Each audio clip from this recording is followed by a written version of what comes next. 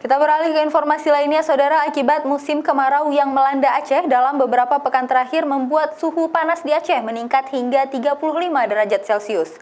Menurut Badan Meteorologi, Klimatologi, dan Geofisika atau BMKG, Stasiun Belang Bintang, kondisi tersebut diprediksi akan berlangsung hingga September mendatang.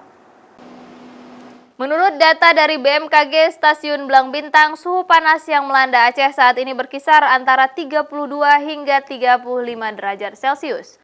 Walaupun untuk Aceh kondisi tersebut masih dalam kategori normal, namun bagi masyarakat perlu mengantisipasi suhu panas tersebut.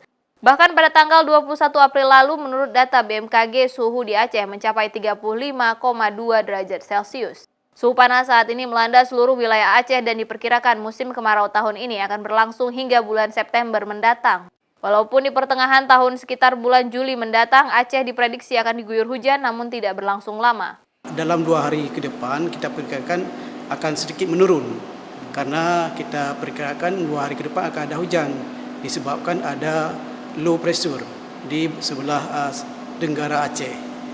Menurut BMKG, peluang hujan diperkirakan juga masih terjadi walaupun intensitasnya berkurang. Hal tersebut diakibatkan oleh adanya low pressure atau tekanan rendah di sebelah tenggara Aceh sehingga sebagian wilayah Aceh akan hujan dengan intensitas ringan hingga sedang. Sementara itu, BMKG mencatat Aceh pada bulan Mei mendatang akan terjadi peralihan arah angin dari angin timur beralih ke angin barat. Kondisi tersebut akan berpengaruh pada tinggi gelombang di perairan Aceh. Diprediksi tinggi gelombang akibat perubahan angin tersebut berkisar 0,5 hingga 3 meter. Mustajab, Kompas TV, Banda Aceh.